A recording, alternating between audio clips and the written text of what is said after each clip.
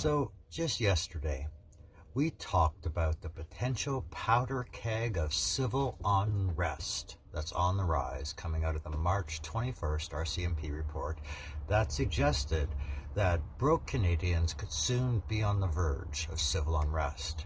And today we cover the match that's going to set the whole thing ablaze, but hopefully not. Although it doesn't take Nostradamus to predict that it's not going to go well, as the prices of basic essentials continue to skyrocket. Today we talk about the carbon tax. Now you can click away if you want to, ignorance is bliss and all that, but here we go. So fellow Canadians, I'm Cy Williams. Welcome to High News.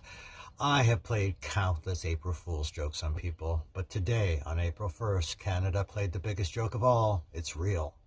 There's no joke when it comes to the implementation of the carbon tax in Canada. I know we wish it was a joke, but it's not. This new taxation policy has sparked a mix of reactions from across the country, with some expressing concerns about its potential impact on everyday life.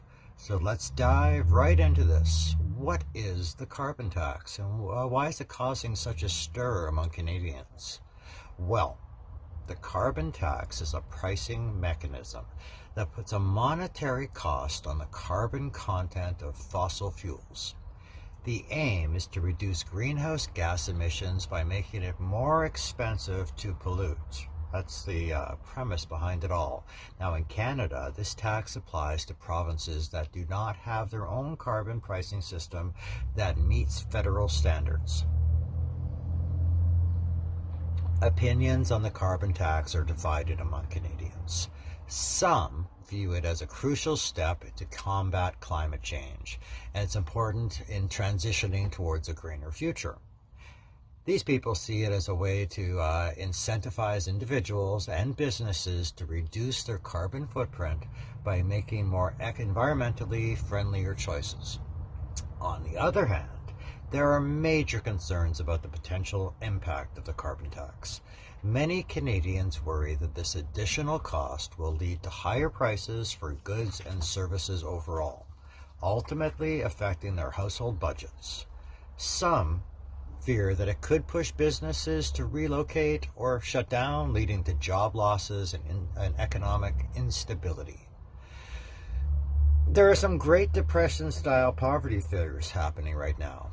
The comparison to the Great Depression-era poverty stems from worries about the overall economic repercussions of the carbon tax. Critics argue that imposing such a tax could really burden households that are already struggling with the rapidly rising cost of living. They fear that if it's not managed properly, the cumulative effect of increased expenses could push some families into serious financial hardship, reminiscent of past economic crises. Now, the concerns voiced by many Canadians regarding the carbon tax, especially when it comes to leading to a Great Depression-style poverty, are really rooted in uncertainties about how effectively the revenue from this tax will be utilized. There are calls for transparency in how these funds will be reinvested back into communities and into industries affected by the tax. Additionally, there are apprehensions about whether lower-income households will receive adequate support or rebates to offset the impact of higher prices resulting from the carbon tax.